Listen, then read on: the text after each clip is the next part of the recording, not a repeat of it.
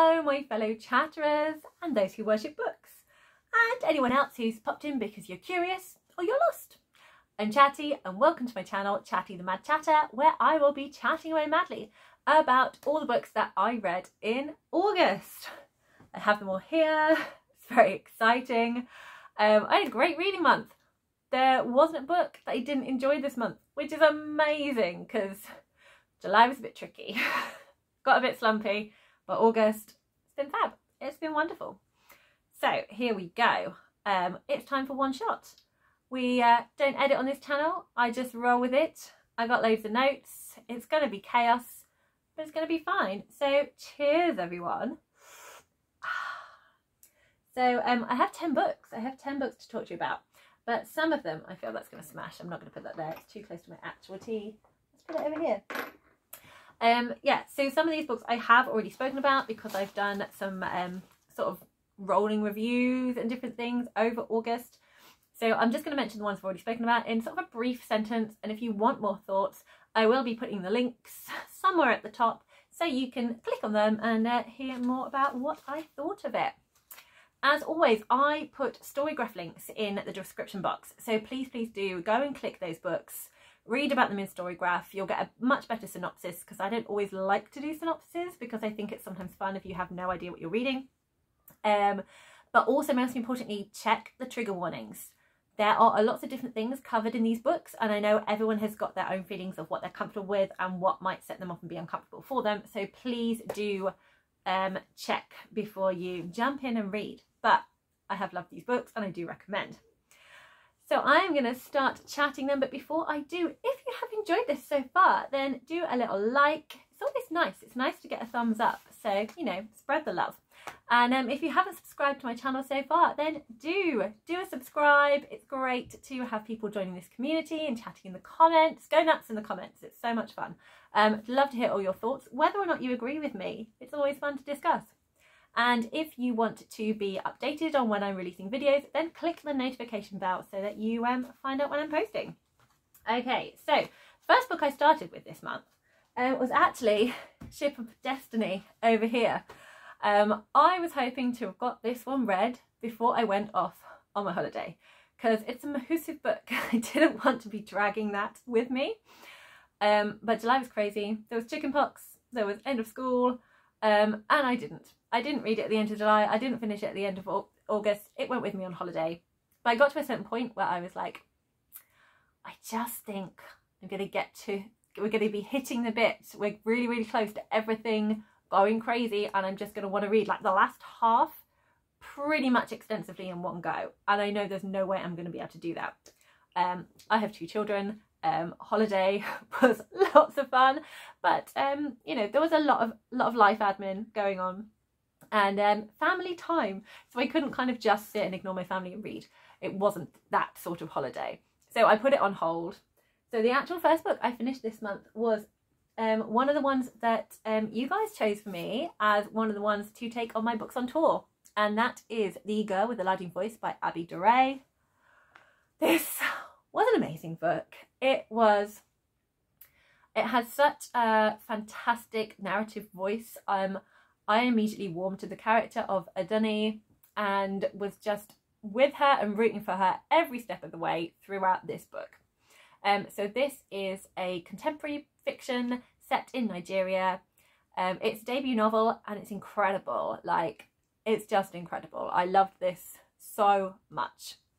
And that's all I'm going to say, because if you want more, there are videos on it. So there's the first book.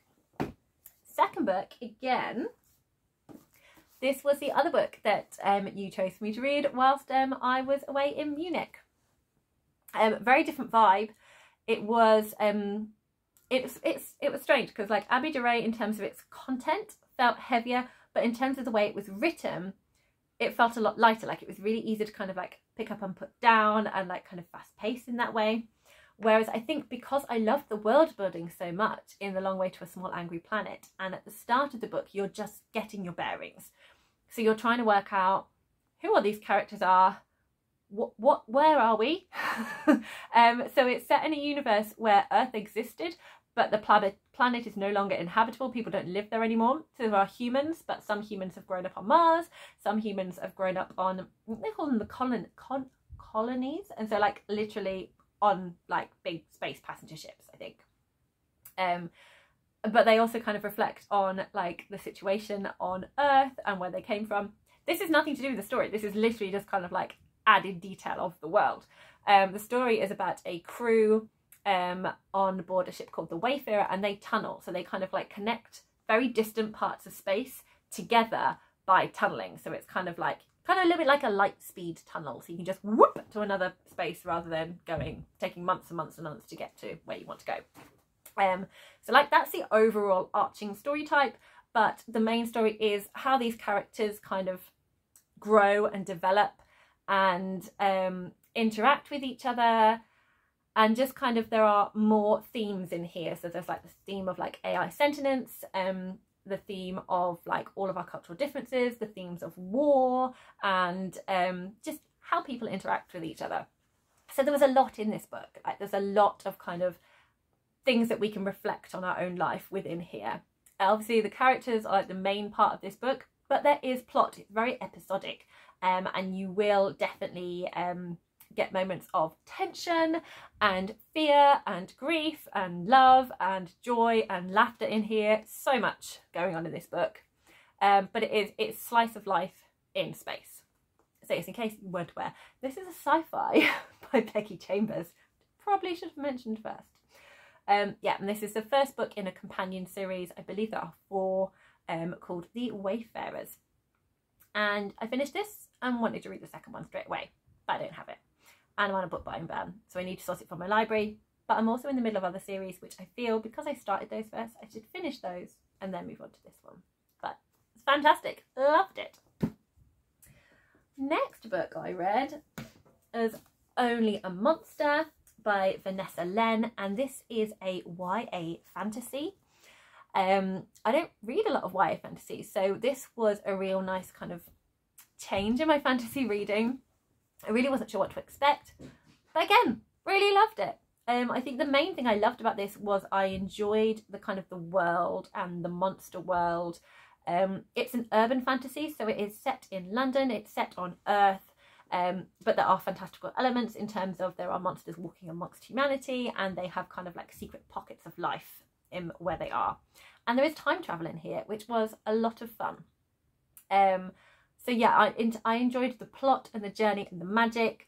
The characters were fun. I had a great time with them. They weren't my favourite characters ever, but I definitely rooted for the protagonist. And I'm looking forward to continuing with this series. I think the second book is coming out next year, and I will be definitely picking it up and continuing. And this is one of the books I read for the Magical Readathon, and I will link the playlist for Magical Readathon, so you will be able to find the books as I kind of go through them and talk about them in more detail. The next book was another one that I read for the Magical Readathon, but this was also my intimidating read. So I did not complete my June TBR, so I had to draw out a punishment, and that punishment was to read a book that was intimidating. And I did a video about intimidating books. Oh golly. Chaos! Right, let's just deal with the books before everything goes terribly, terribly wrong. And I spill tea everywhere over my books, which no one wants. Least of all me. Right, that should stop them falling over now. Problem. Take away the massive hardbacks and the shelf collapses. Yes, so my intimidating book, I had 6, and the one that was voted for was The Opposite of Butterfly Hunting by Ivana Lynch, which is this beautiful hardback book here with butterflies all over it and leaves. And this is a memoir. So that's why it was intimidating, because it is following the story of Ivana Lynch growing up and her struggle with anorexia and her mental health. And I knew that's probably going to make me cry.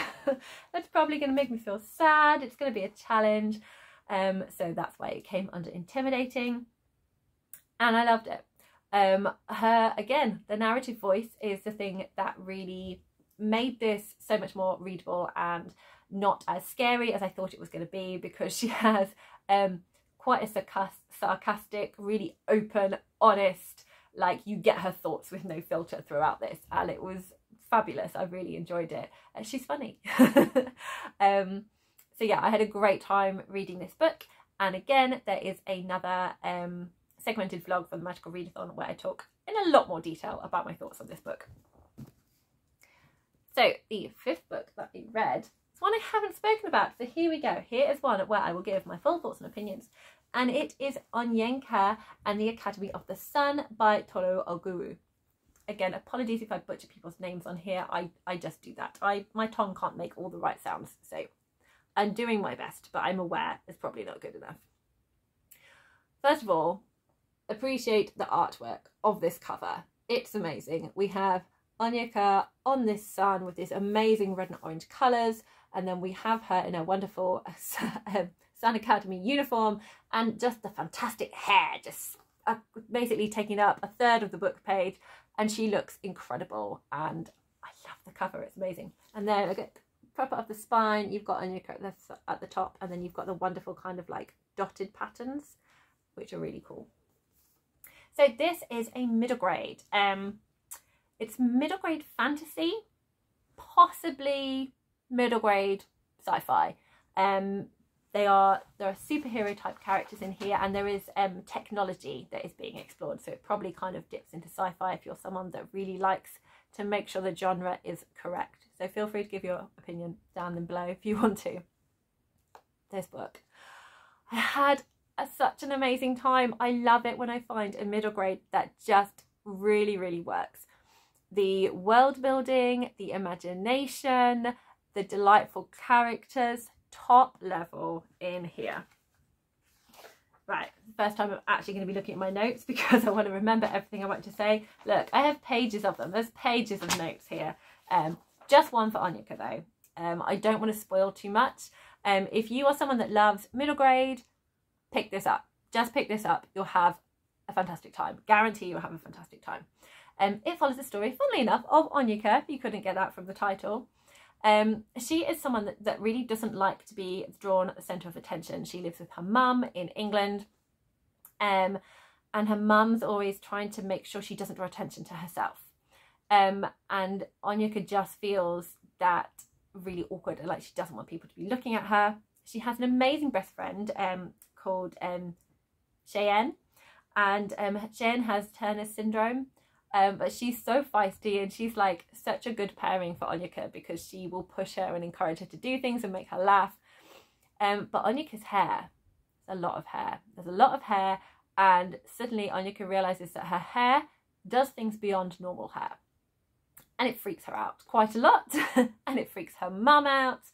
And then that's when Onyeka realises one of the reasons her mum kind of wanted her not to draw attention to herself was because she has superpowers. And possibly they need to lay low because there might be unsavoury characters that mean them harm. This ends up with the family needing to go back to the home Onyeka never knew, which is Nigeria. So we get to go to Nigeria, we get to meet the school of superheroes, we get introduced to other amazing characters. We have Adana, who starts off quite prickly. So you definitely feel like there's a fun character underneath all the prickliness, and there's clearly some sort of backstory that needs unpicking there. We get Hassan, who speaks pidgin English and is such a sweetheart. And then we get Nai, who has a lot of powers. And sometimes is really friendly with Onyeka, sometimes is a bit frustrated with her lack of knowledge and awareness about the world. So there's an interesting kind of dynamic between the two of them. But generally, this turns into a found family for Onyeka. And we hear a little bit more about her family background and kind of the mysteries of her past. And we also hear about rogues. So these are characters who have superpowers, but they are not linked to the school. And also we get the feeling that something is not right outside of the school, something is happening in the world, and that then starts to impact on Onyeka and her friends. There is also themes in here. There's bullies, obviously friendship and adventure, lessons to kind of increase superpowers, but the main thing is being comfortable with yourself. And this is something that comes across really well, that Tola just really puts through beautifully. She is a British Nigerian author, and she has a lot of experience in hair care, because she is an Afro hair care educator. And I just want to read you something from the author's note, because I can't put it into words any better than Tolu Okugu, so I'm just going to read it to you.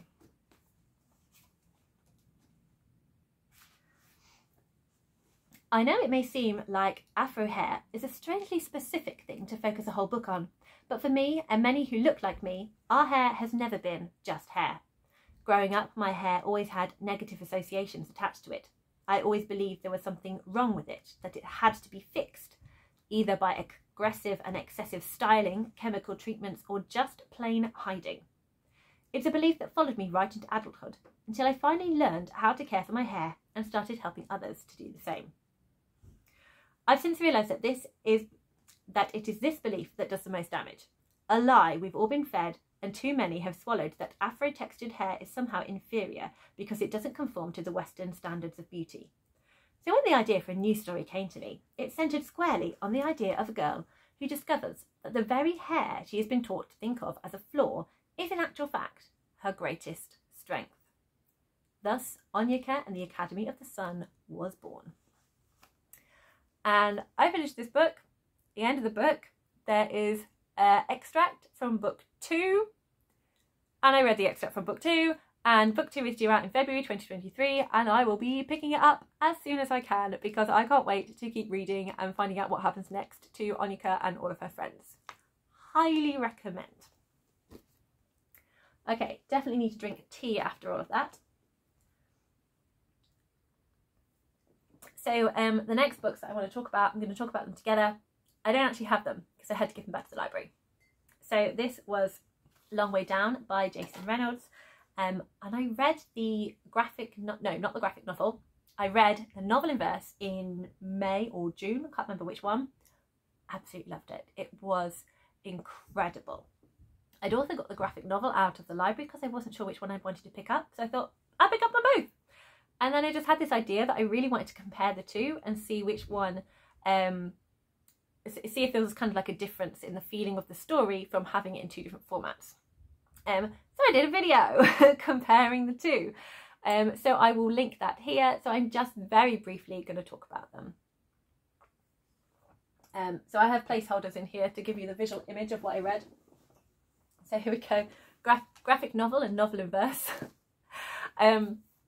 So I loved the story. I already knew that from reading the novel in verse, and I reread the novel in verse. Loved it just as much on the second reread, and it's so hard-hitting, it's so beautifully put. You really empathise with the characters. I just think that's incredible, just doing that in a novel in verse. I really have a lot of respect for novel in verse, and I have loved all of the ones that I've read so far and definitely want to read more. The graphic novel, one, I read it to start off with just in its entirety, and again, loved it. The story was told beautifully, and then you've got the added side of having all the images and the illustrations sort of within it. I'm definitely pleased I read the novel in verse first, because I'm someone that likes to be in control and make up what I think of the characters before seeing someone else's interpretation of them. And I felt there were certain bits that came out better in both individual book, and I love both of them. And highly recommend. Read them both. They're fantastic. It's a contemporary novel set around a character called Will, whose brother is shot. And it's how he deals with that. And then he wants to go on a quest for revenge. And he gets in the lift and goes down. And each time he hits a floor, a character comes in to talk to him and around that subject. Brilliantly done. Okay, 3 more books left. 2 of them are responsible for this big wad of notes because I've not spoken about them yet. So we are going to start with The Last Dog on Earth. The Last Dog on Earth was a book that I put on my TBR because it was my one ring to rule them all card out of my Worrying Worms, which is a challenging card that I do for my TBR game that I play. So that card gives someone in the comments the power to give me a book to read. So the first person to say one ring to rule them all gives me a book and I have to read it. And that person was Mason from the channel Mason in the Dark.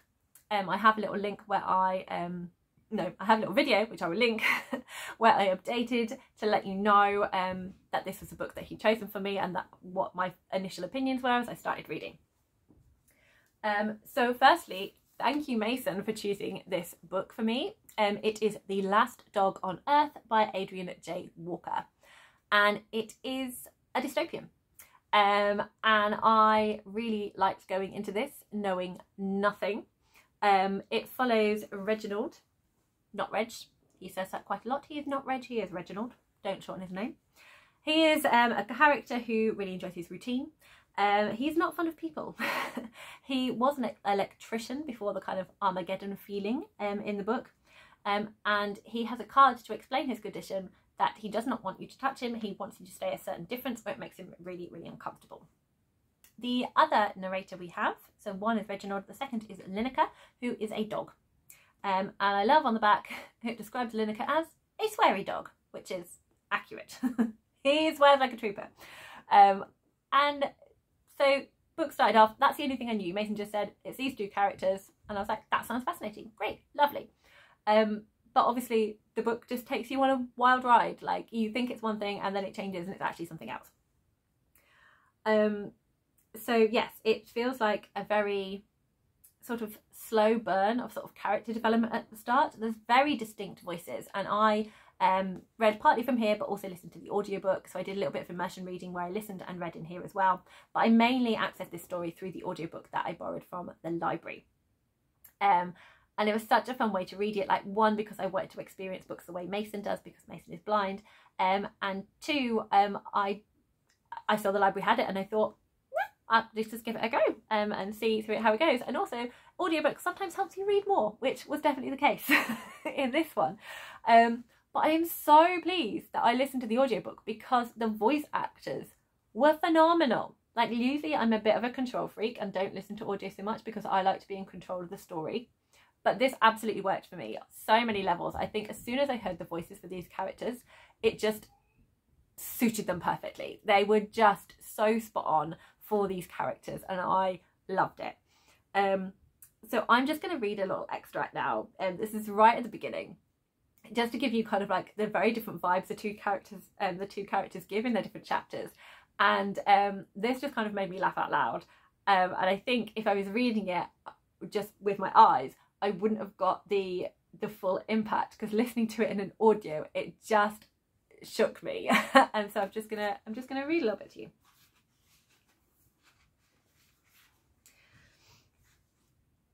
You need, so this is Reginald.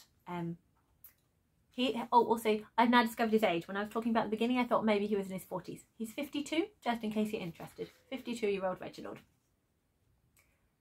You need very little to live. Shelter, food and water, they are the staples. You might argue that you need a bit of company now and then, maybe even a bit of the other. I need nothing of the sort. The basics, that's all you need. Everything else is just dust. We're doing all right, Onyeka and me. Bertha is swimming away, fuel store is healthy, plenty of bulbs, food and water, and the heating is doing a cracking job, even if I do say so myself. Good thing too, because it's finally getting cold. Onyeka. Squirrels are cunts. That's it. That's the first line. Oh, I've realised in my notes I was going to do a warning that I was going to swear. Sorry. I'm not redoing the video. Apologies if that word offended anyone. I did totally intend to do a warning before just throwing it in your face. But now you've had my reading experience. There we go. So yes, I was not expecting to hear that. And it just made me laugh because we've already been introduced to Onyeka and his very brash, straight-talking dog voice. And you can so tell he's a dog. And it's just hilarious just reading a character from Dog Eyes. Yeah, okay, I'll read you a little bit more to kind of give more of Onyeka.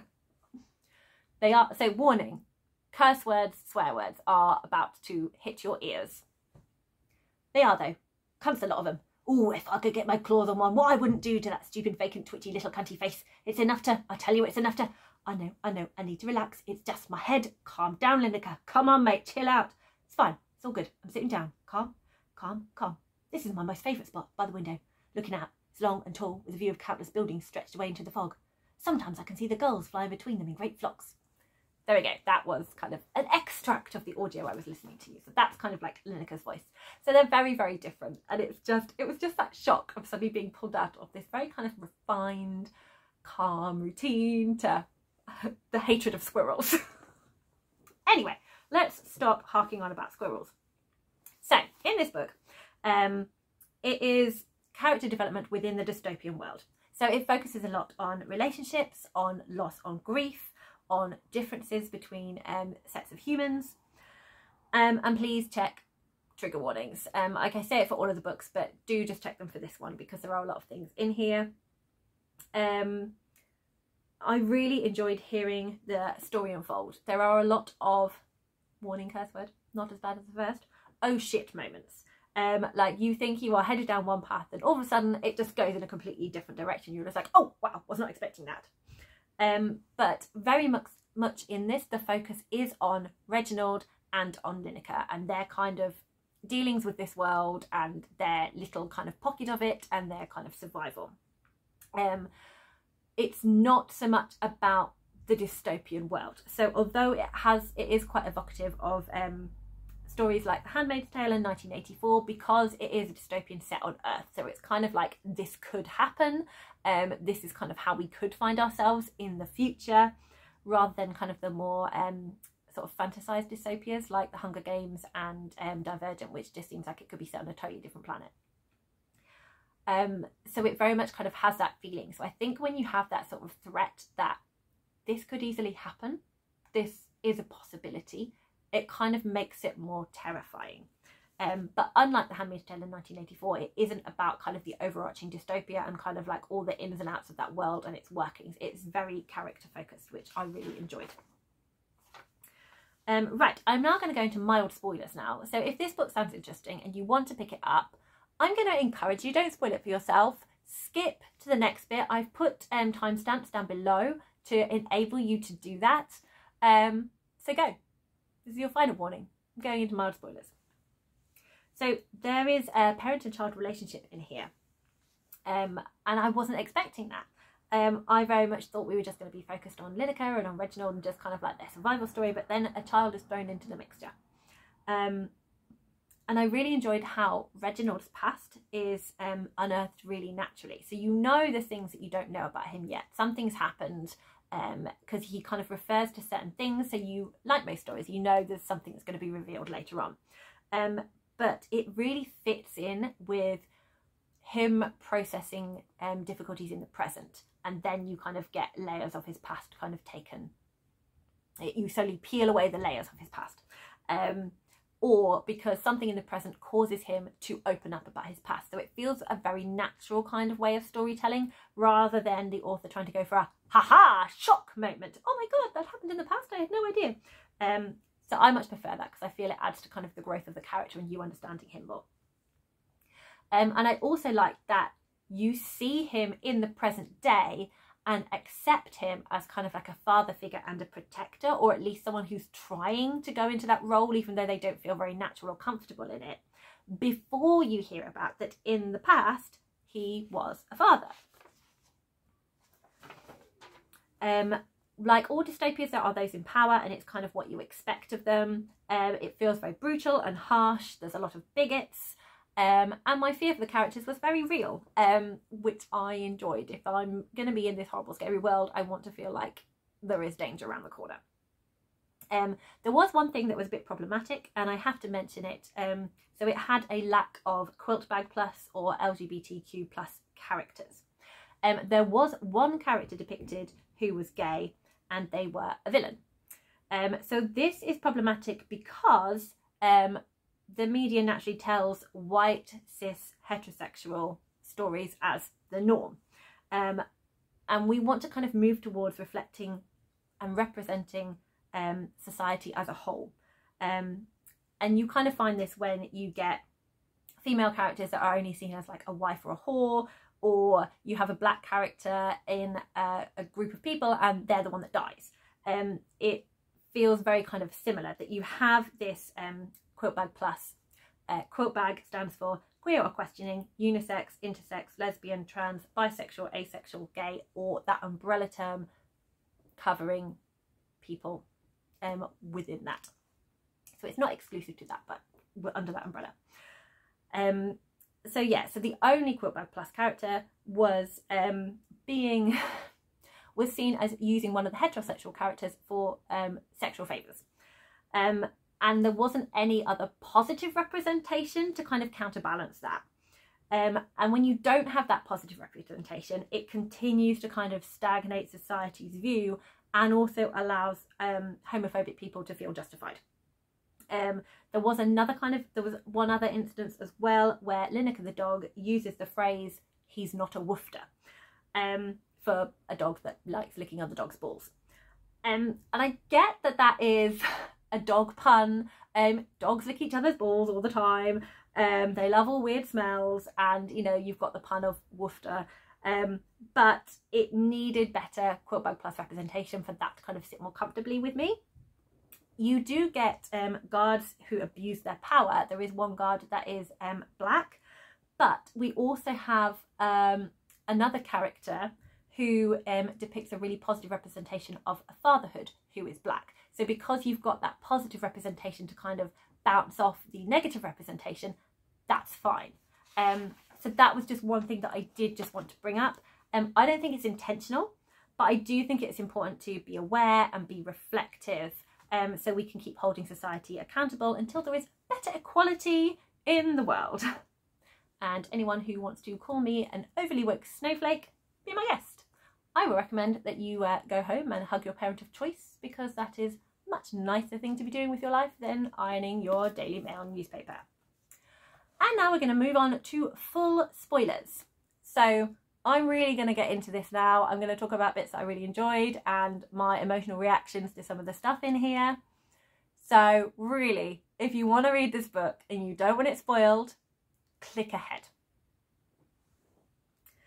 So, first thing I want to say is, oh my goodness, thank goodness that Reginald eventually saved Aisha. So there is a group of children that are being moved by guards. This is the not guards, sorry. There's a group of children being moved by the army. So those are like the rebels opposed to the dystopian regime that uses purple guards. So these children are being moved, and then later Reginald finds one child in his block of flats, which obviously freaks him out because he doesn't like people, and he kind of hides from her, but she is starving and she is freezing and she nearly dies. And what I do enjoy is that you have Reginald having this dilemma, like he's been honed to be this survivalist and to just focus on himself and to hide away, but then there's like, this is a really bad thing that I'm kind of doing, and you have this kind of voice of reason, almost like in the form of his wife's voice, and he knows, he acknowledges that his behaviour is not good. So I think that's really refreshing. It's very realistic, but thank God that he did actually save Aisha in the end. And I really enjoyed that he was taken to task by another character. So later on they both meet this character called Meera, who is an Indian lady living with her mum. And Reginald basically reveals that he is escorting Meera to as far as he feels he can go, then giving her a map and letting her, good luck, carry on yourself. And Meera's like, seriously, you cannot abandon a child in London with a map and expect her to be fine. What's wrong with you? I enjoyed that. It made me laugh a lot. It has that kind of like black comedy humour in here, which I enjoyed. I also enjoyed Onyeka's interaction with Meera's mum, calling her like a goddess and like a queen, because she loves cooking. She's just cooking, doing lots and lots of cooking, and she's just constantly feeding him. So he's like, yes, give me more food, tidbits, this is amazing. And I love, it's so dog. It's you can really see his dog love in here, and it's wonderful. So yeah, Adrian J. Walker did a fantastic job of depicting a dog, and it was brilliant. So yeah, you then have, through Meera, you're introduced to Reginald had no idea there were so many other survivors, and there's this whole kind of like thriving survival community living kind of underground unbeknownst to him. And I thought it was great, and I was really hoping we were going to hang out there and spend some time, and you know, Reginald's going to start being part of a community. But no, suddenly it's like, this is bombed, move on. Whoa, that was another moment where I was like, wasn't expecting that. I also realised a lot about myself reading this. I'd be like, I would so be just hanging around where the community was, even in the rubble. I'd be like, no, I'm staying here. There's people, it's safer.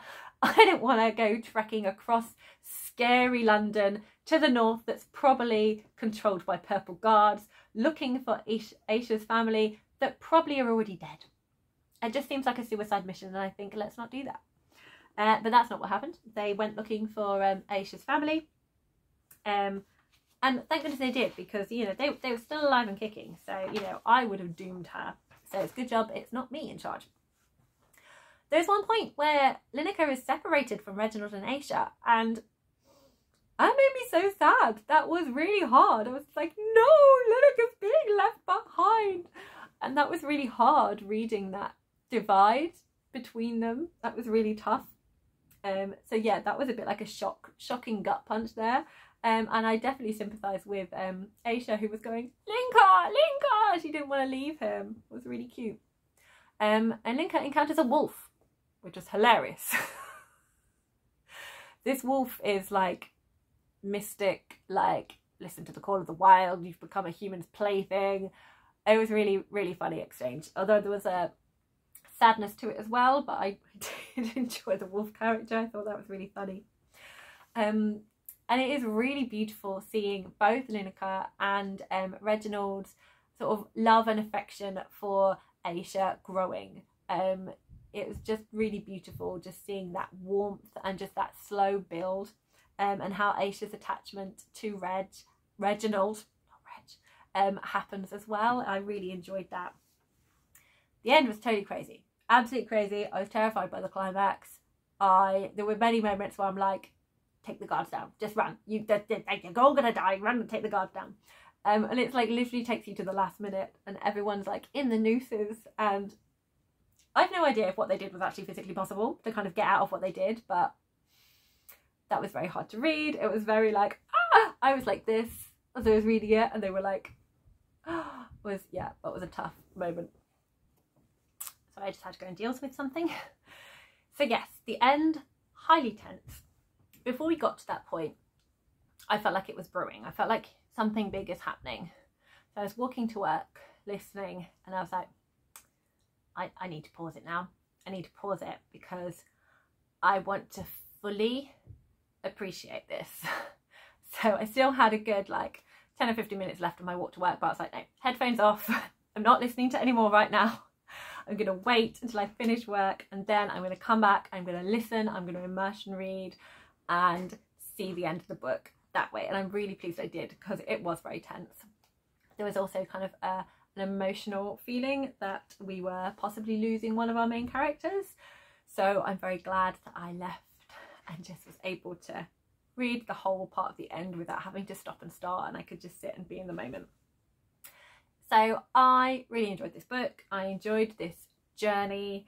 I thought there were great characters. So thank you so much, Mason, for getting me to read this book, because I don't think I would have picked it up if you hadn't told me to, and I really enjoyed it. So thank you.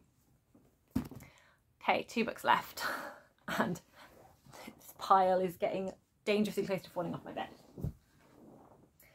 The next book that I read, again, I'm not going to say too much because it is in my magical Aurelium segmented vlog, and this is Get a Life Chloe Brown, which is a contemporary romance by Talia Hibbert. I really love this. After all the heavy-hitting books I was reading, it was so nice to have something that felt a little bit lighter. Although saying that, it does also cover some tricky topics in here as well.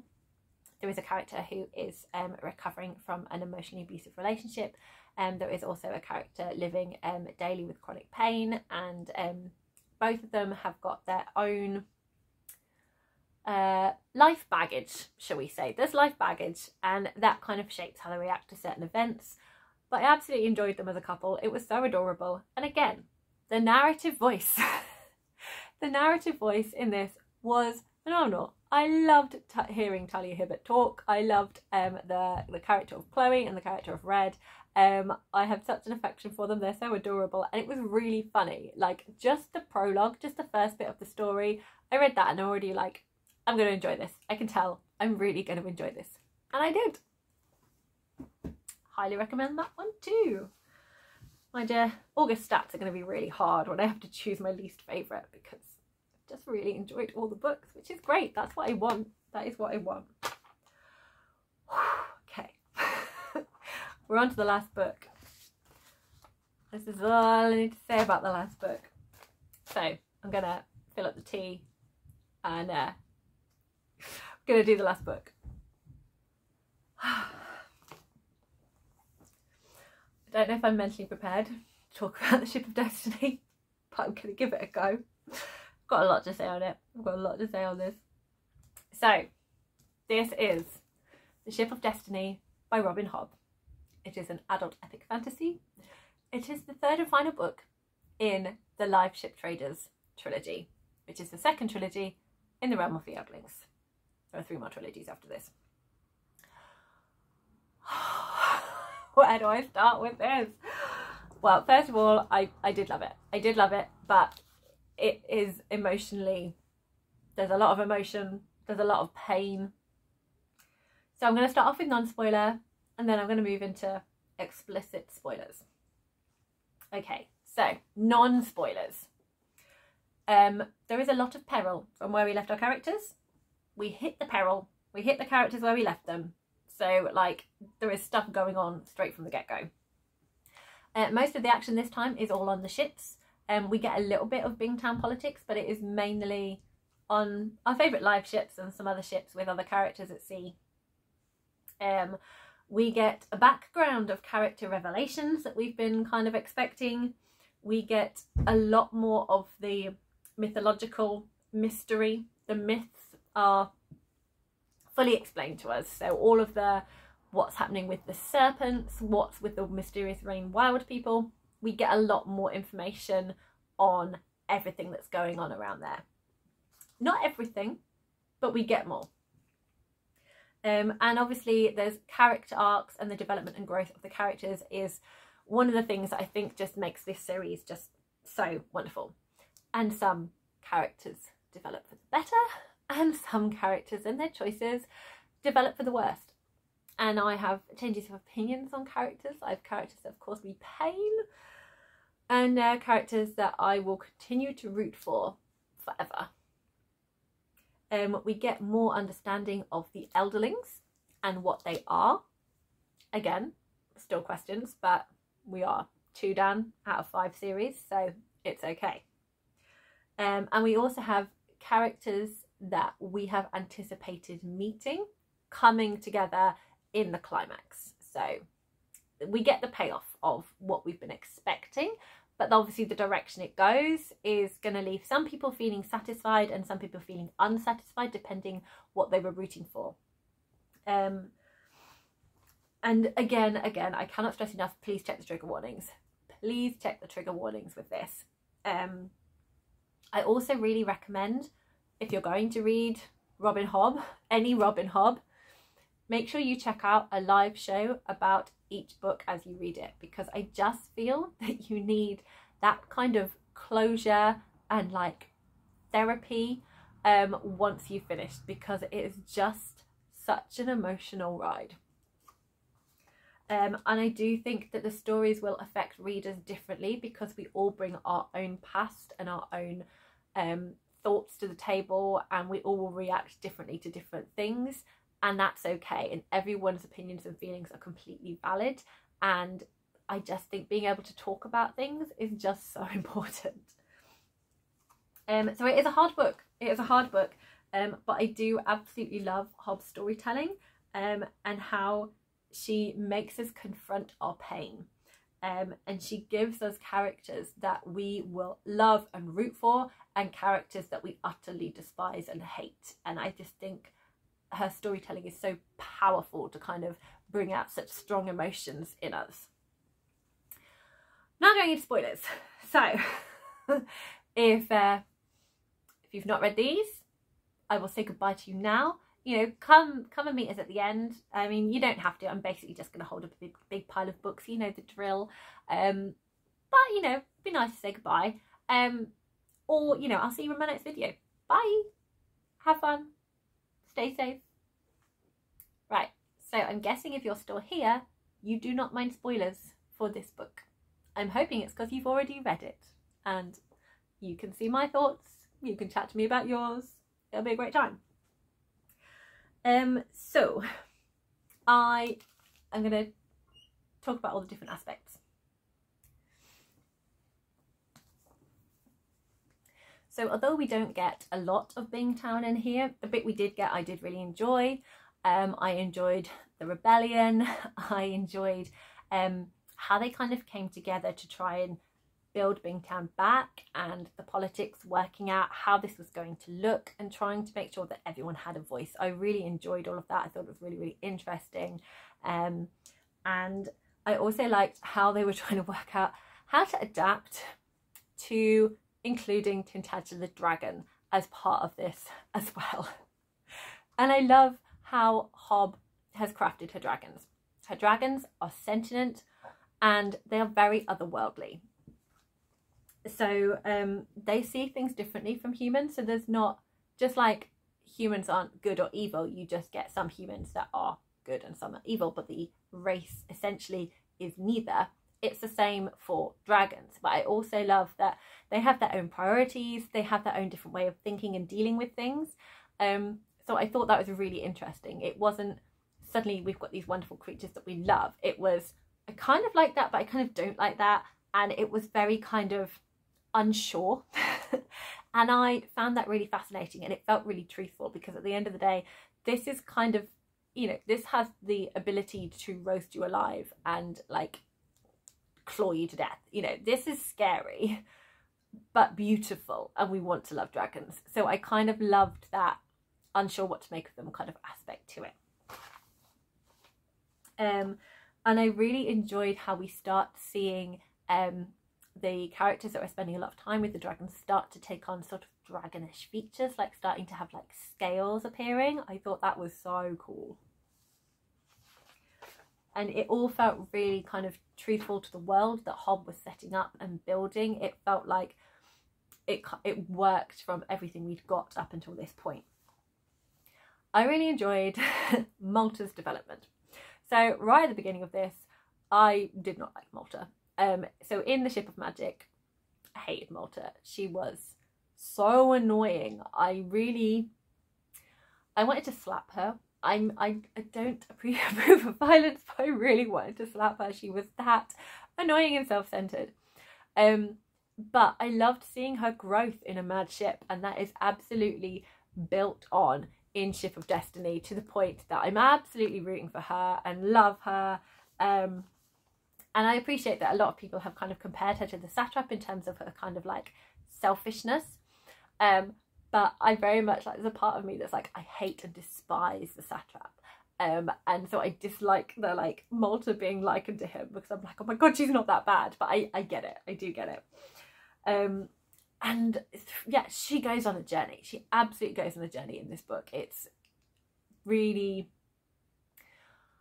fascinating, and kind of, it hurts seeing what she's got to explore as well. And it absolutely makes me hate the satrap. Hate him. I hate the satrap.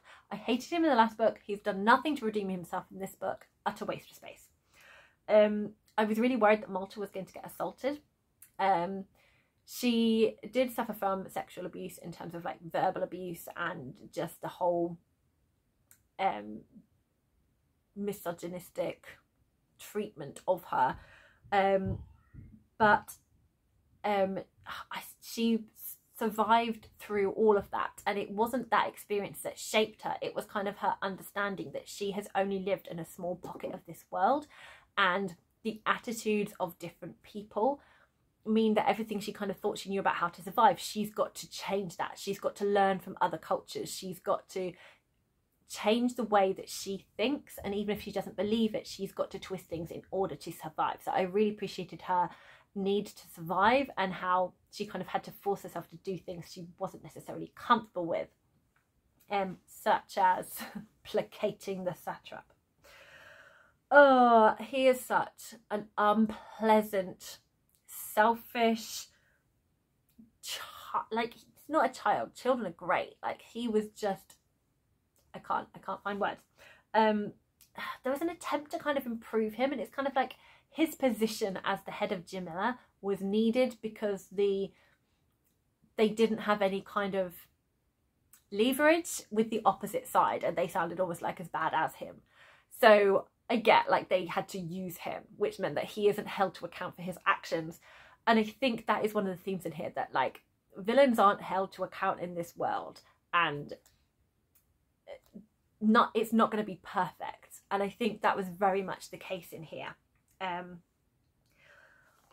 I think I really enjoyed Malta and Ren. I'll go into them fully in a moment, but I enjoyed that by the end of it, both Malta and Ren had to kind of work this system that, although you don't approve of, for them to better their self-interests and for them to kind of support their communities and people, they're going to use what tools they have, even if they don't approve of them. So I understood the politics.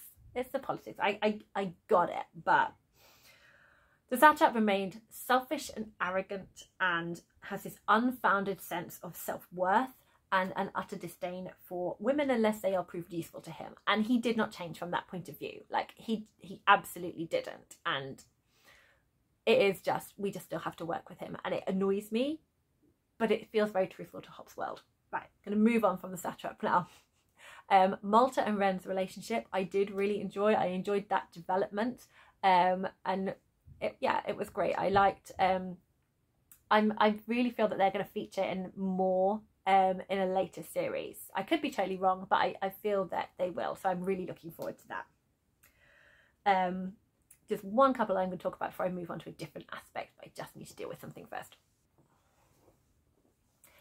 So I really enjoyed Onyeka's character. I really love her politicking and her kind of gathering of the community and her understanding that, yes, they do need to change to try and bring themselves forward. Kefria, I struggle with Kefria. I still don't warm to her. I appreciate that she has grown, particularly in regards to the concept of like letting go of her youngest child and her self-awareness, but she's not a character that I'm rooting for or enjoying, and there's a big reason, one of those reasons I will come on to later as to why that is. Okay, moving on to ship action now. So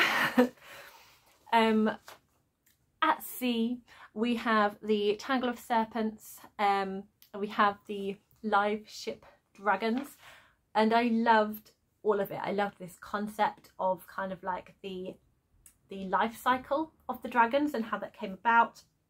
It was really kind of like fascinating to fully, like, I think we were suspecting at this point that it was definitely like all linked together, but it was really nice to kind of see it all laid out and to start getting the repercussions of this, that, you know, the live ships are made of dragon memories and the cocoons.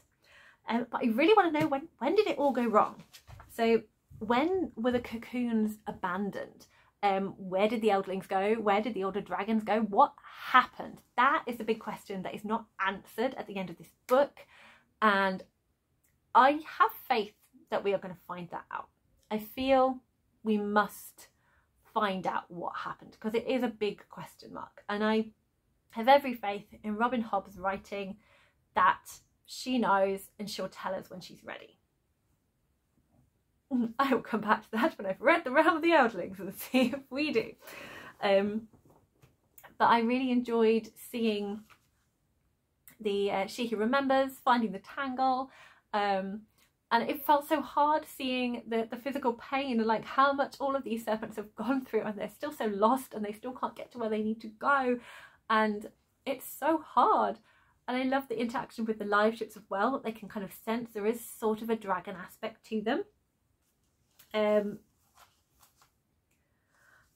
Okay, I've got a little tangent here.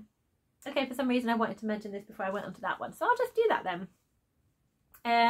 So characters I was initially interested in, so that is Wintro, Etta, and the Wizardwood charm that Kenneth wears.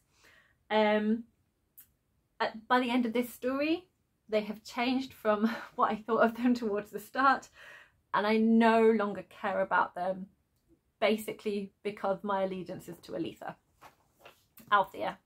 I keep calling her Anitha. She's Althea. I'll try and say her name correctly because of Althea.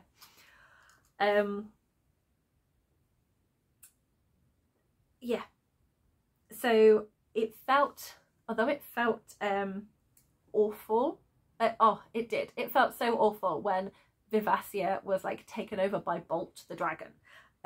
It was really upsetting that Vivacia was so suppressed, and I was rooting for Wintro whilst at the same time appreciating Etta had actually someone who was interested and was listening to her, and appreciating that Bolt preferred Etta over Kennet. But it just really highlighted, like, Kennet's interaction with her, it just continues to highlight that he's just the worst. He's the worst. Okay, I've written stuff here that I can't read. Let me just pause it while I work out what I've written. Yeah, so the way he's so quick to like throw over Vivacia and use Bolt, and it just so reminds us that he has no allegiance and loyalty, and all of his deeds count for nothing because his motivations are all so self-centered and selfish. I really loved the scenes of the serpents kind of being torn. Like, they didn't want to attack the live ship that felt like Dragon. They didn't trust Bolt because they felt she was being controlled by a human, and what she was saying didn't quite make sense to them. But they almost felt like she was her only kind of like protection in a way. So that was really interesting to see that kind of divide within the serpents. And I really loved that kind of confrontation, like the tension, the stakes were so high at that point. The writing was brilliant. And I loved Paragon in that scene. And I will come on to him in a moment. So the scenes at sea were so exciting. Just like everything that was kind of being set up, we were definitely getting the payoff in this book. And that brings me to my faves who I've saved till last.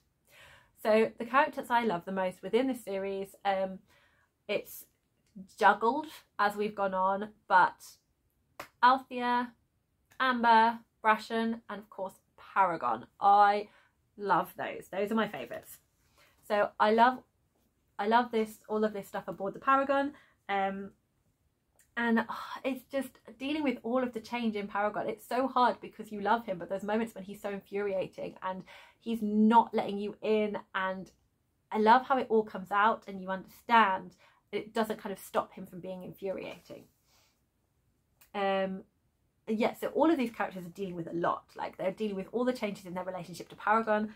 And we definitely get that payoff on his link to Kennet's past. And it just gets so messy.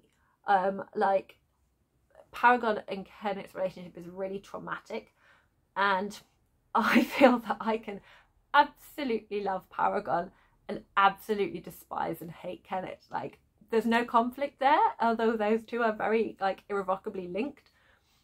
I am very clear with my black and white feelings on this.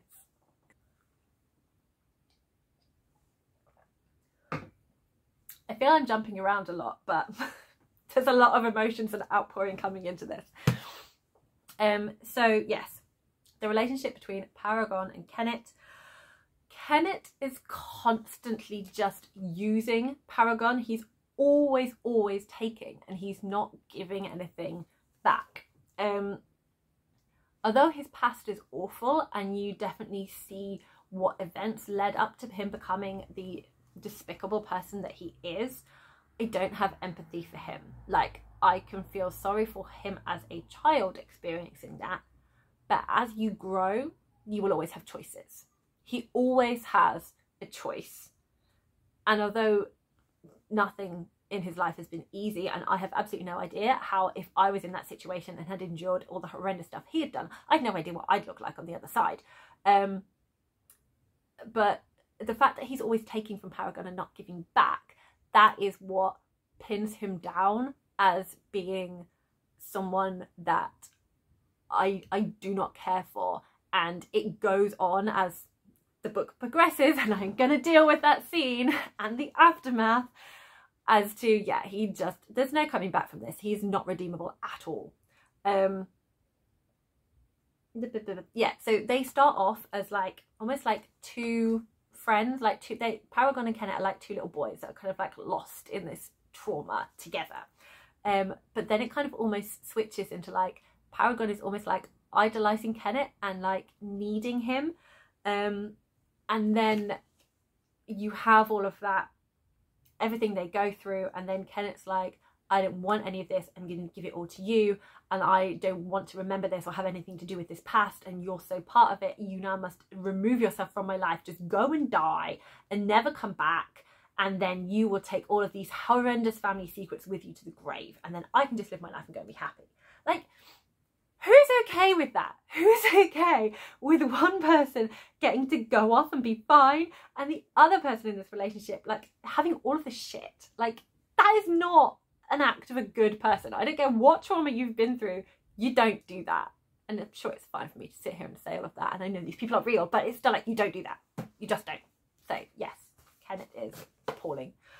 And then kind of as we have all of this, Paragon at his like most mad and lowest point, where he feels guilty and he willingly decides to kill all of his crew to protect Kenneth, because he's going to choose Kenneth over everyone in this absolute blind loyalty he has. And then that is unpicked by Amber, and that self-realization that Kenneth doesn't give a shit. Like, Kenneth has absolutely betrayed you, and he is going off in pursuit of the Vassia as his life ship, and everything that he's told you is an absolute lie, because he just wants you to shut up and go drown. So then Paragon, like, growing and registering that and being in touch with his dragons and slowly being able to let out this past and share it with people who care about him back, kind of helps him to pull together all of this stuff to deal with. And then it kind of flips almost into like Paragon then becomes almost like this father figure to Kenneth. And I think it is that very much that situation. You just have this irrevocable love for your child regardless of what that child has done. I mean, read Let's Talk About Kevin for that kind of example. Hold on one moment. So like, I allow him to have that love for Kenneth, and it's like he's allowed to do that whilst not condoning his behaviour. Like, it's not like blind faithful idolatry now. It's become, he's my responsibility to take care of. That's kind of how I see it sort of more towards the end. But I really enjoyed all of that messy stuff starting to become resolved, and it was so messy, like having Brashen and Amber struggling to trust Paragon again after what they've been to. I mean, I don't know if I could have stepped back on the boat. I'd like to think I would, but there was a lot of stuff going on and him dealing with, and I loved Paragon working with Amber to like, who has given a lot to him, and remembering to trust Brashen again and being united with his logbooks, and how it all kind of pulls together into him, Paragon, becoming who he's supposed to be. Like, he's put the pieces back together. Yeah, and now I need to talk about the most awful thing that I have read in a moment. Sorry.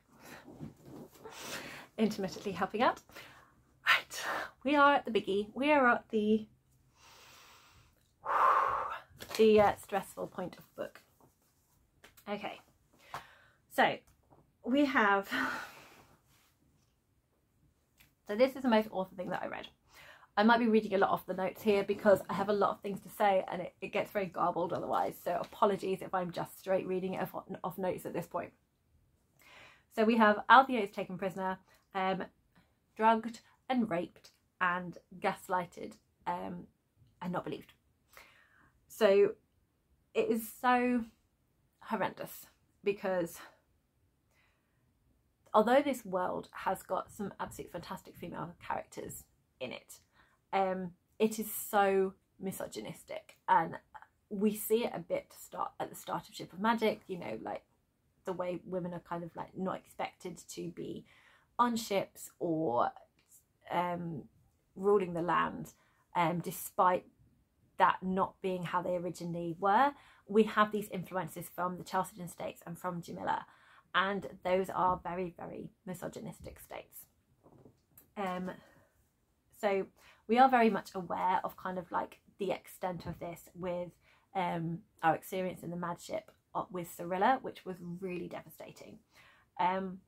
But having one of our main characters who we've been rooting for from the beginning to be assaulted and abused, that hurt and betrayal kind of like really just hits home like I don't think it would have done from any other character. What have I written here? Oh yeah, so the rape scene is hard to read, but a lot of it is inferred, so you're not having to read like a step-by-step account of like this is the graphic scene. Like it's very much kind of more of an inference. You know exactly what is going on, but it's not like gratuitous and like graphic, but it is still really hard to read. But I think the worst part is that Althea is not believed. It's easier for all the other characters to believe that she is hysterical, she's confused, and think that Kenneth wouldn't do that because obviously he's such an upstanding citizen. This book was published in 2000. That's 22 years ago. And we still don't have this right as a society today.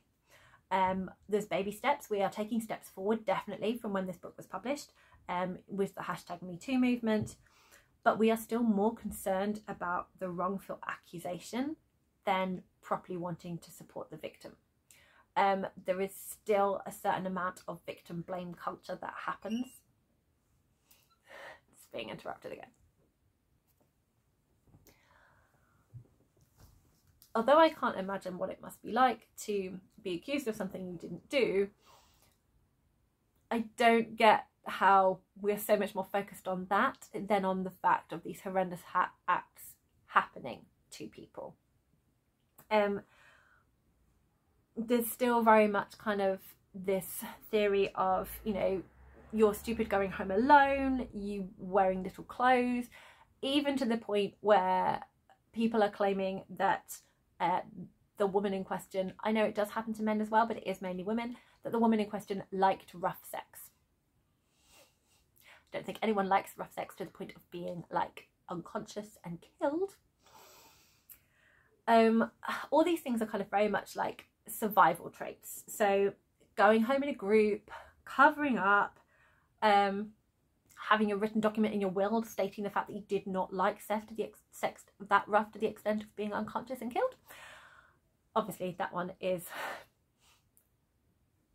I'm making a joke of the ludicrousness of it, but I still think that it is like, as much as yes, we take on those survival traits, that doesn't excuse the rapists. That's like, we should definitely be in a society where you should be able to wear what you want and walk home without fear of being assaulted. Like, no one kind of turns and looks to people who, you know, men who were mugged, no one turns around and was like, well, you were stupid for doing that. Like, it doesn't happen so much.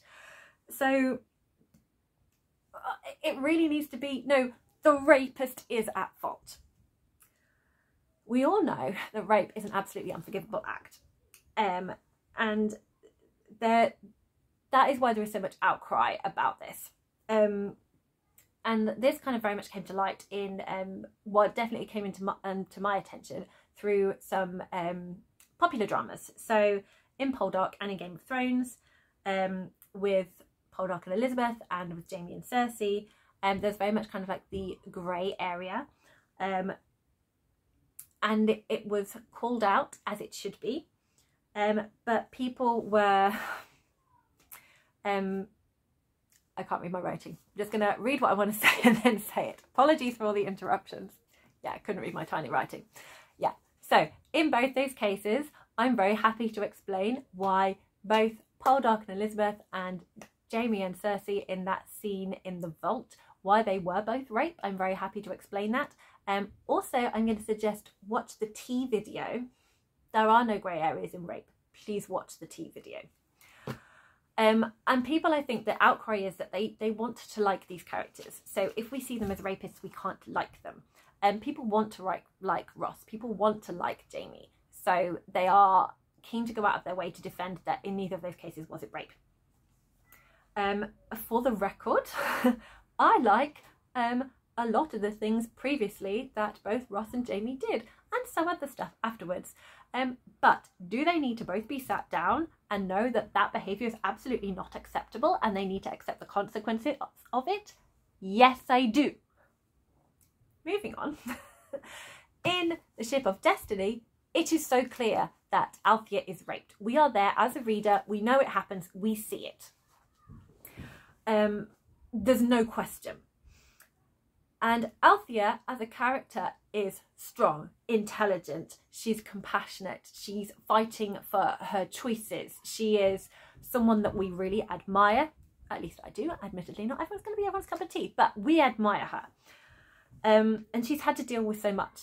But the consequences of this gaslighting is she is now left like questioning herself. Like, did she invite this? Is it somehow her fault? And she's got to be her own champion in this. She's got to stick to her truth, and no one is supporting her. And that is why it's so horrendous, because of its kind of like connotations within our world that is still happening today. That's why that scene is so powerful, and I think it was so upsetting for many of us who were reading this. So the aftermath is as awful as the rape, and this is where Kenneth is such the master manipulator, and my hatred of him, I did not think I could hate him more than I did, but boy was I wrong. My hatred of him is now so off the charts. He's the worst. He's worse than Kyle. Everyone hated Kyle in Ship of Magic. At least he was very open in like what he was. Kenneth is so much worse because of his manipulation, his grooming and lies and like slimy, creepy, selfish, weaseling ways. And the fact that he's painted as a hero is so galling. It hurts that everyone wants to believe in him. And the biggest betrayal in that is Vivacia. And that really hurts. So this is where there's such a change and a switch in this, and there's a way that I kind of look at it that might be different to other people's kind of interpretations. Like, we all will interpret things differently in this book.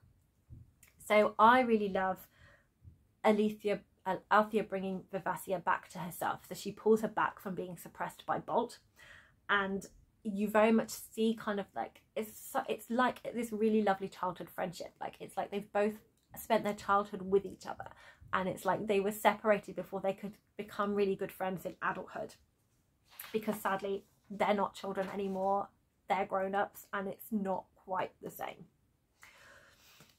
Now, I've mentioned before that I've adopted Vivacia. She was like one of my first book babies reading this series. I since went on to adopt Paragon, but my Vivacia in this book died giving her life for Althea.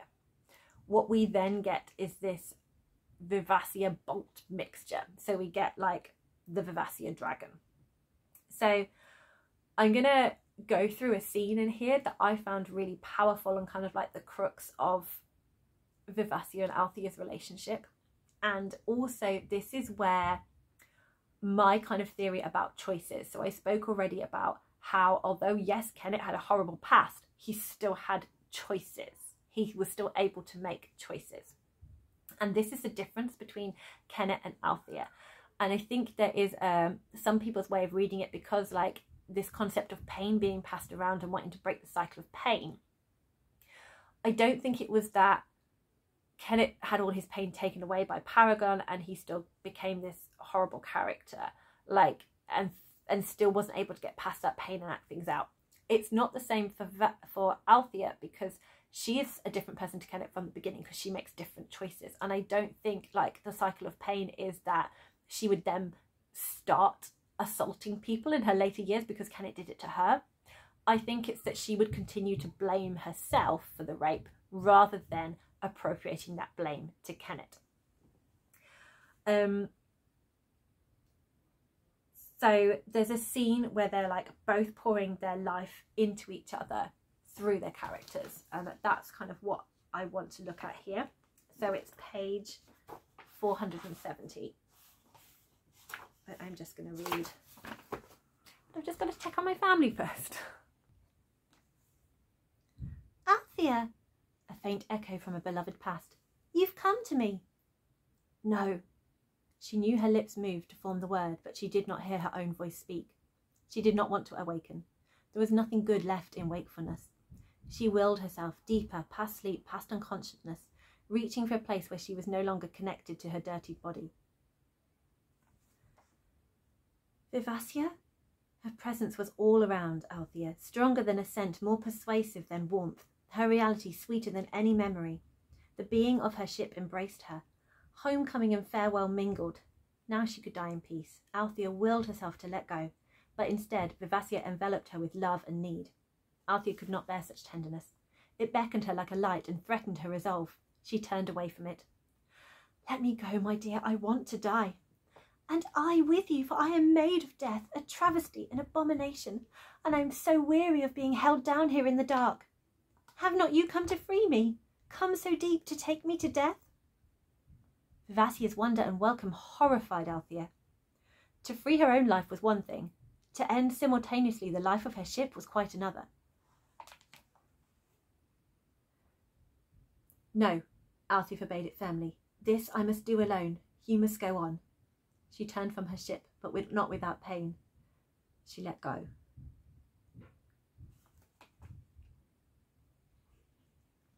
Vivacia clutched at Althea's will and tried to drag them both under. I am made of death, she wailed in Althea's soul. No, no, you are not, Althea asserted it fiercely. She fought the ship's plunge to nothingness, even though to do so thwarted her own desire for oblivion. You are made of life and beauty and the dreams of my family for 100 years. You are made of wind and water and wide blue days. My beauty, my pride, you must not die. If all else fails, if darkness devours all I was, you at least must go on. She opened both her heart and her mind to her ship and flooded her with memories, her father's deep booming laugh and the proud moment when she'd first taken the wheel into her own hands.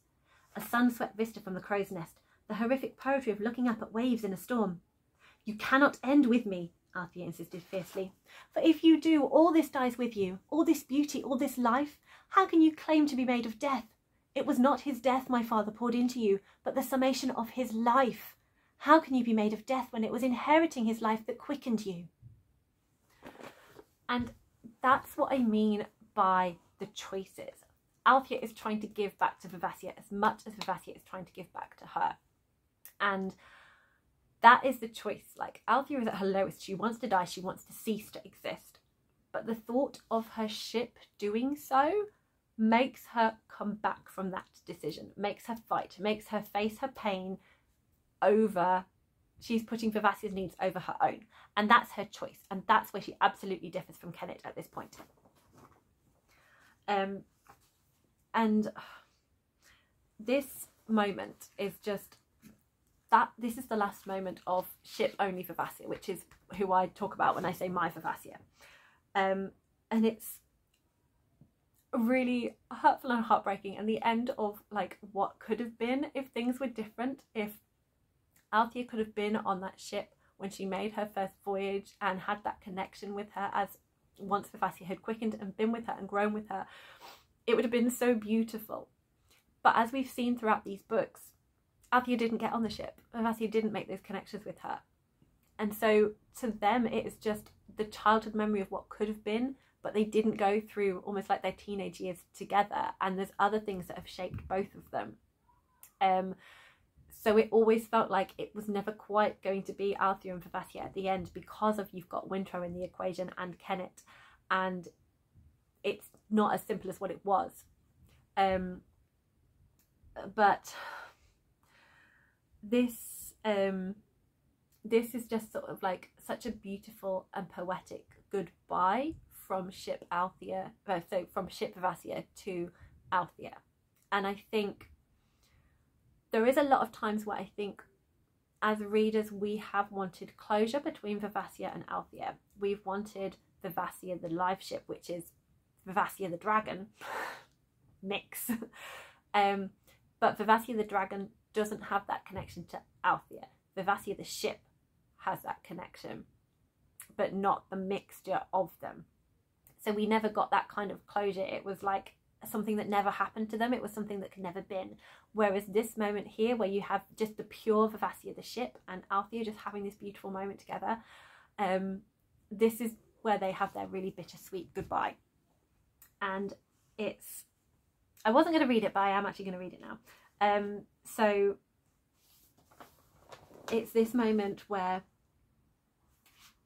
the ship, where Vivassia says, "Take all I have left, I hope it will be enough," and she's like pouring everything back into Althea, as Althea has like helped her come back from the dead, and doing so nearly lost her own ability to live, and then Vivassia pours herself back into her. But that's when Vivassia then becomes like the dragon ship, and like Vivassia just by herself like isn't there, and that connection to Althea just isn't there. And it's just these last two lines of this chapter. Her body went on working. She voluntarily took a deep breath and then pressed her palms flat to the deck. Pain. It was so wonderful to feel pain again, to feel anything again. "So, Vivassia," she croaked, "we're going to live." There was no reply, and only wood beneath her palms.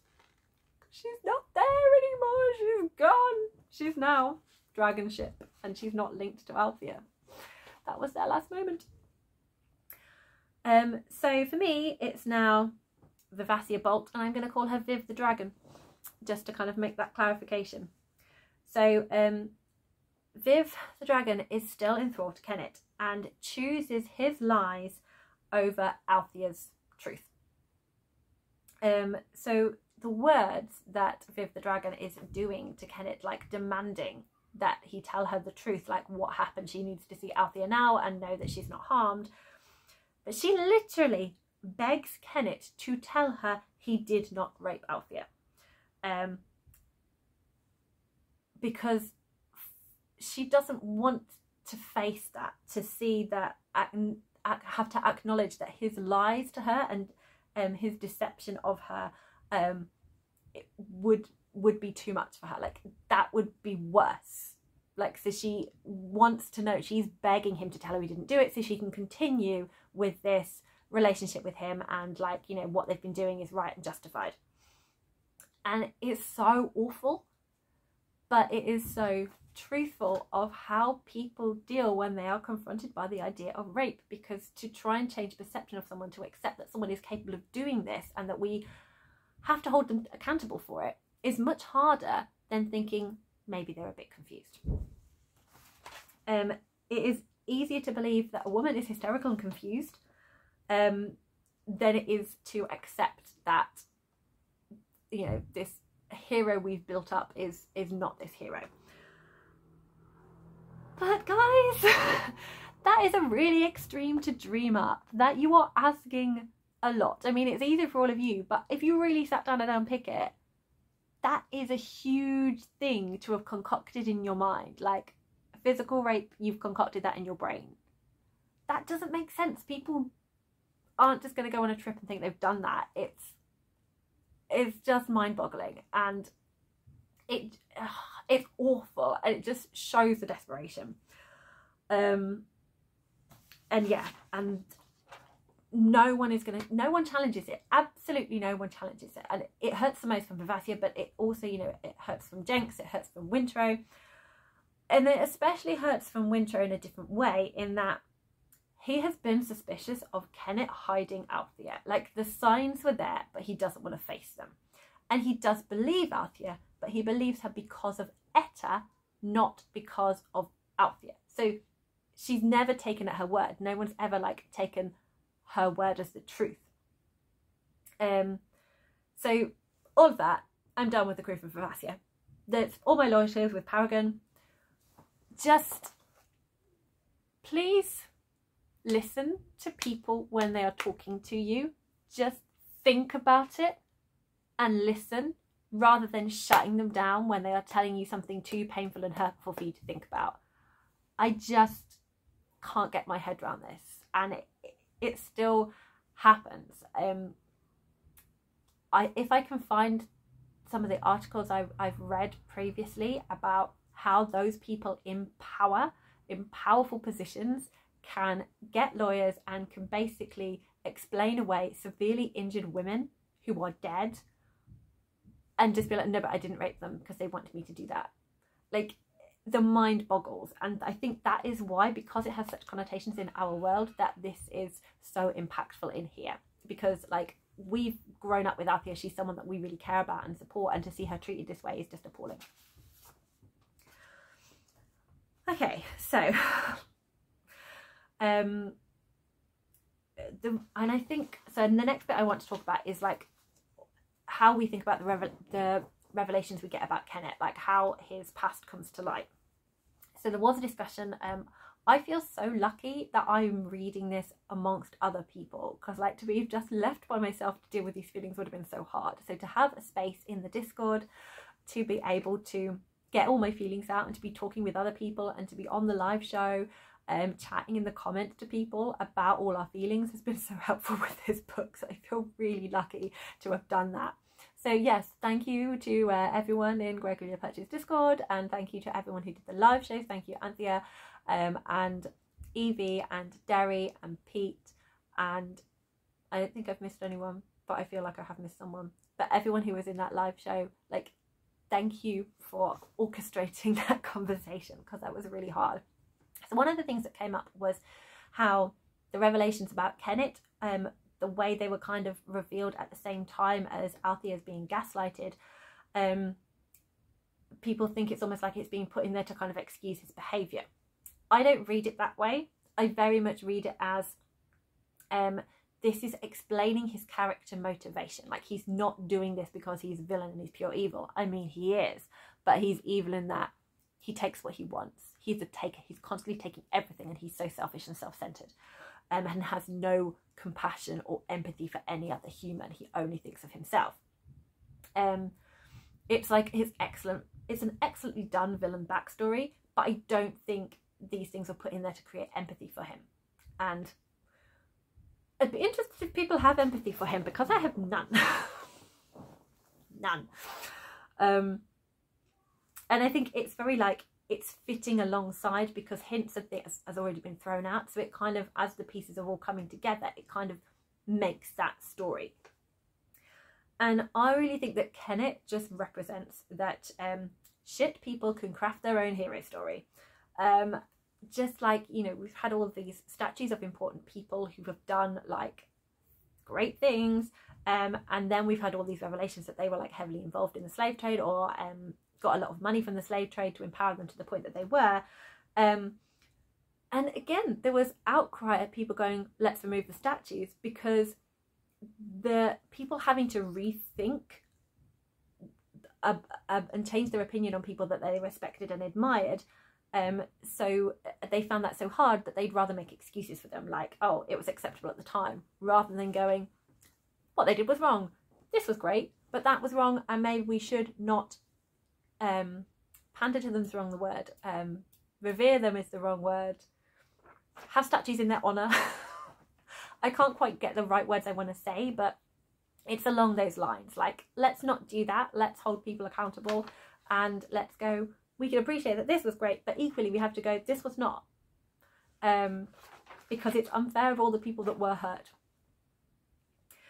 So the story of Paragon is what I want to talk about now, and the healing of him being this mad shit and kind of coming back to himself and forgiving himself, acknowledging Kenneth's betrayal. I really enjoyed how all of that came together, and I think this is kind of how I saw the ending. So where we have Althea at the end, she is oh yeah, I was scared that, so we're getting towards the end and Althea hasn't told everyone about her rape. She's still obviously suffering from it, from things that have happened. Like, my goodness, has she had to like deal with so much. Like, there's no way she can process everything that's happened. And I was scared that Robin Hobb was going to kind of like go down that just fake it till you make it, just kind of like, that's in the past, we're just going to cover it up and kind of carry on. But I shouldn't have worried. This is Robin Hobb. Of course, Althea has to confront those feelings, and she has to like open up to both Paragon and Brashen. yeah, so would I have liked to have a little bit more closure and have her like have a great chat with Onyeka and with Kefia and like really open up and all of this? That would be great. Like, you know, if Robin Hobb ever wanted to write a novella of closure that we need, that would be lovely. But I think in the overarching story, there's so much in Ship of Destiny. I don't think we can spend such a huge amount of time on that one character, pulling it to the point that we all feel we need, or at least those of us who felt really moved by this particular story felt like we need, so we could get over this. I would have loved so much more public outcry and having Kennet and the satrap like face the consequences of their actions for being massive shits. But this is a cruel world. It would not be truthful of this world for all of the bad guys to be punished and for the good to win overall, because it's not that sort of world. It's very realistic and is holding up a mirror of our world as well. And the characters are very much kind of working with what they have. Like, they're having to work alongside to get where they need. And even though it hurts, and it's always going to hurt seeing Kennet revered as this hero, you see why it is happening. And for me, it just means that, well, I'm just not going to care for Viv the dragon and the crew of that ship anymore, and just pour all my love into Paragon. And having the scene where Paragon gets Althea to like come to him, like, come on, we need to talk about this. You haven't started your healing process yet. So I don't see this as like her being then healed, like she's now fine. I see it as the start of the healing process for her. Like, at the moment, she's just suppressed everything. She hasn't tried to heal yet. So by Paragon taking the pain, it's not like with Kennet, but I think it's acknowledging that it wasn't her. So because of Althea's past, where she was raped as a child, like forced into sex when she didn't want to have it, even though she had originally had feelings for this person and kind of was attracted to him, the way that her sister reacted when she told her and the victim blaming made Althea think it was her fault. And we see a little bit of, we see her kind of struggling with kind of like healthy sex and not healthy sex throughout different parts of this book. But because that was like her first sexual experience, and then she has this happen to her, she is really struggling with that kind of victim blame thing. So I very felt this was very representative of pointing out that Althea did absolutely nothing wrong. This was not on her. It absolutely relies on the rapist. I love that Paragon said he's not taking the memory, like, you know, that happened in her past, that is part of like what she's experienced, and he's not going to deny that to her, but she shouldn't need to take on all of the connotations and all of the pain and all of and ownership of it. That kind of, he said, that belongs with, that was on Kennet, and then that is now with me because I've absorbed all of that. And so like that is the start of her healing process, when she can acknowledge that it's not her, and that she's openly started this conversation with Paragon, and then that leads her on to actually opening this conversation with Brasham. And I think those were the two people that were most important for her to talk to, so that she can then start healing and moving on for it. And who knows how long this is going to take. I mean, realistically, it's probably like a lifelong thing. She's always going to like be struggling with this and trying to get past it. And it will take the time it takes. But I think the important thing that came from this is that she shouldn't suppress it. She needs to share it. She needs to talk about it, and she needs to move on with other people. Like, they will help and support her. It's not all on her. And that is all I have to say on that. The last bit I want to talk about is our wonderful Amber, and then I will finish talking about the Ship of Destiny. So Amber is our wonderful fool, and I love that within the chat someone pointed out their theory that Amber could be the fool because of X, Y and Z, and I looked at it and thought, oh, you're a genius, that's exactly what it looks like. And then reading the Mad Ship and continuing with this, it becomes clearer and clearer and clearer. I don't know at what point I would have worked it out for myself, but I really enjoyed like being able to pick up on all those bits and be like, absolutely, Amber is the fool. So I loved all of that. I am slightly freaked out by the fact that Paragon now looks like Fitz. There's like a ship going around with Fitz's face on it. I kind of really hope that Fitz sees Paragon and it's like, why has that ship got my face on it? I kind of want that moment. I don't know if it's going to happen, but I want that moment. For me in my head, because I'm a very visual reader, like I like to picture everything in my head. I can't quite picture just Fitz and have it be Paragon. I need to merge them. So this is a Paragon Fitz merger in my head. So as much as it's like, it looks like Fitz, it looks like a mixture of what I saw Paragon as before, melded slightly with Fitz. That's how I am dealing with that. And I love how she keeps, so when you're reading Amber and you kind of seeing those glimmers that it's a fool, I love how all of the magic of the fool is there. So you've got her kindness and her loyalty and like her belief in her mission and dedication to it. And I like that it ends with her. I'm using a her pronoun in this case because she is Amber in this story, and Amber uses her pronouns. When I talk about her as a fool, I use either they or he.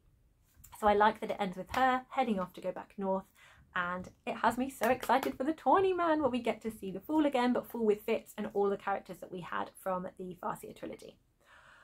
Oh my goodness, this book was so much, but I absolutely loved it. And please chat to me about it below. Like, I feel like emotionally exhausted now from talking about it, and this video is ridiculously long, so let's quickly wrap it up. So, everything I read in August minus the Long Way Down books. I had an amazing reading month. I hope you did too. Tell me things that you've read. Is there a book that you can't stop talking about? Do you have to process books for a really long time if they hit you really hard? What are your methods for coping with that?